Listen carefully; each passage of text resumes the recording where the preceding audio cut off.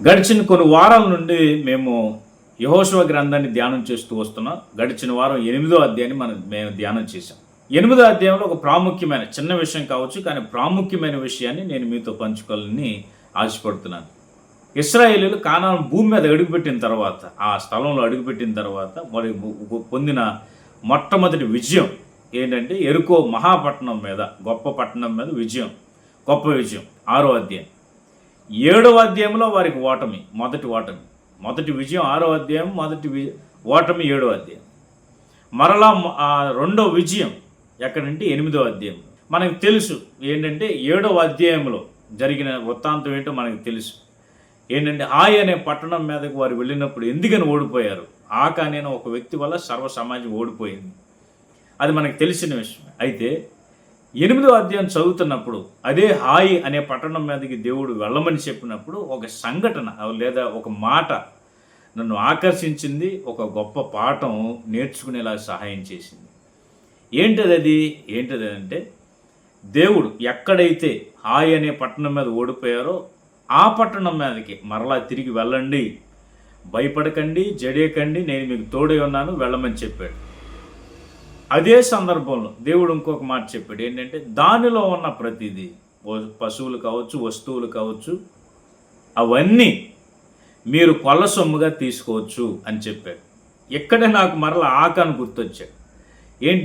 ఎందుకనంటే వారు స్వాధీనపరుచుకున్న యెరికో పట్టణంలోకి వెళ్ళేటప్పుడు ఒక మాట ప్రభు చాలా స్పష్టంగా సెలవిచ్చాడు. ఎందుకంటే లోపల మీరు ఏది ముట్టుకోవద్దు, అది శపితమైంది, ఏది తీసుకోవద్దు అని చెబితే మొత్తం తీసుకొచ్చి ఆ గుడారంలో దాచుకున్నాడు. విచిత్రమైన విషయం ఏంటంటే తన తప్పు దొరికేంత వరకు ఒప్పుకోలేదు. తద్వారా తాను, తన కుటుంబం, తన కుమారులు కుమార్తెలు మొత్తం పశువులతో సహా మొత్తం నాశనం చేసుకున్నాడు ఆకాను.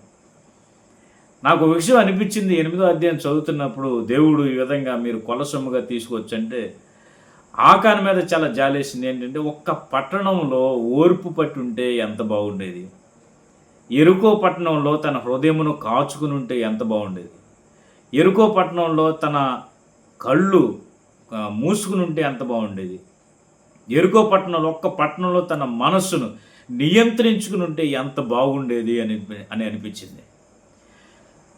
ప్రాముఖ్యమైన విషయం నేను నేర్చుకున్న 2 విషయాలు ఏంటంటే, ఒకటి, దేవుని దీవెన లేకపోతే సమృద్ధి కొరకు తొందరపడొద్దు. ఈ పట్టణంలో దేవుడు వద్దు అని చెబితే వద్దు. కళ్ళ ముందు ఎంత సమృద్ధి ఉన్నా సరే అది ముట్టుకోవద్దు అని దేవుడు చెబితే మనకు అనవసరం. ఎందుకంటే తర్వాత పట్టణంలో దేవుడు మనకి ఇస్తాడు. ఈ సీజన్లో కాకపోతే నెక్స్ట్ సీజన్లో దేవుడు మనకి ఇస్తాడు. ప్రభు ఇచ్చేవాడే కదా, ప్రభు పోషించేవాడే కదా, ప్రభు ఎప్పుడు మనం బాగుండాలనే కోరుకుంటాడు కదా. ఈ యొక్క పట్టణంలో, యెరికో పట్టణంలో దేవుని మాట ఎంత శ్రద్ధగా వింటే దేవుడు అంత దీవిస్తాడు. మొట్టమొదటి విషయం, తొందరపడద్దు.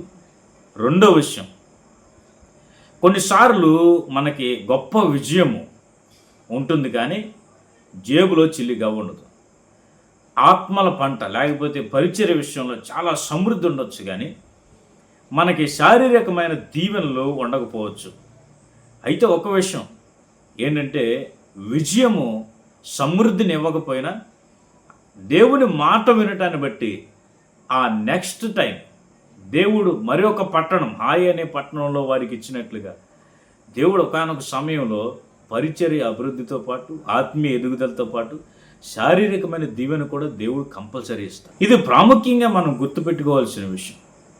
కొన్నిసార్లు ఆత్మీయంగా గొప్ప విజయాలను మనం చూడవచ్చు.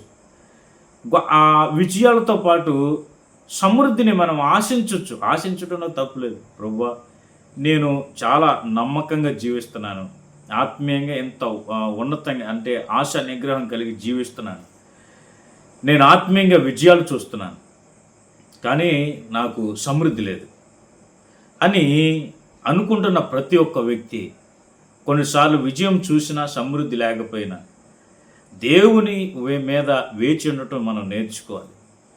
యెహోవా కొరకు ఎదురు చూచువారు నూతన బలం పొందుతారు. ఇంగ్లీష్లో మంచి మాట ఉంటుంది, ఒక మంచి సామెత, ఈ ట్రైన్ ఆ స్టేషన్ లాగపోతే అది నువ్వు దిగాల్సిన స్టేషన్ కాదు అని. మంచి మాట, చాలా అద్భుతమైన మాట అది. దేవుడు ఒకవేళ ఈ పట్టణంలో వద్దంటే అది నీకు వద్దని అర్థం. ఆ తరువాత ఇస్తాడని అర్థం. దేవుడు ఎల్లప్పుడూ మంచి చేసే దేవుడు. ఆకాను మీద నిజంగా జాలేసింది. ఒకవేళ ఆకాను ఆ ఒక్క పట్టణంలో తన హృదయాన్ని కాచుకుని ఉంటే, కళ్ళు మూసుకుని ఉంటే, మనసును నియంత్రించుకుని ఉంటే ఎంత బాగుండేది. ఇప్పుడు తన కుటుంబాన్ని కాపాడుకునేవాడు. మొన్న ఆ ఎరుకో పట్టణంలో దాచుకుని తెచ్చుకున్నాడు. అదే గనక అక్కడ తిన్నగా ఉంటే ఇప్పుడు భుజాన్ని మోసుకుని తెచ్చుకునేవాడు. ఆ ఎరుకో పట్టణంలో ఎవరు చూస్తారని భయపడుతూ తెచ్చుకున్నాడు. కానీ అక్కడ నియంత్రించుకుంటే బాగుండేది. హాయి పట్టణంలో దర్జాగా అందరూ చూస్తుండగా తెచ్చుకునేవాడు. ఎరుకో పట్టణంలో తీసుకొచ్చిన సొమ్ము ఇంట్లో దాచుకుని ఎవరికి చెప్పొద్దని కుటుంబానికి ఆజ్ఞలు జారీ చేశాడు. కానీ అక్కడ ఆగుంటే ఇక్కడ దర్జాగా కుటుంబంతో కలిసి ఆయన్ని పంచుకుని ఆడ మెల్లో వేసుకుని ఎంత బాగుండేది. మరొక ప్రాముఖ్యమైన విషయం, అది ఎరుకో పట్టణంలో అది తెచ్చుకోవడాన్ని బట్టి భయపడుతూ చచ్చిపోయాడు రోజు. కానీ ఇక్కడ ఎంత హాయిగా ఉండేవాడు. ఎరుకో పట్టణంలో తెచ్చుకున్న సొమ్మును బట్టి కుటుంబాన్ని పోగొట్టుకున్నాడు. తను నాశనం అయిపోయాడు, కుటుంబాన్ని పోగొట్టుకున్నాడు. అదే అక్కడ నియంత్రించుకుని ఉంటే, తొందరపడకుండా అక్కడ మనస్సును కాచుకుని ఉంటే, ఇక్కడ హాయి అనే పట్టణంలో దీని తర్వాత ఎంత దర్జాగా హాయిగా కుటుంబంతో ఎంత ఆనందంగా ఉండేవాడు. తొందరపాటు మంచిది కాదు.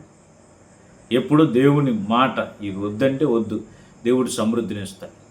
గొప్ప సమృద్ధిని దేవుడు మనకు అనుగ్రహించును గాక. ఆమేన్.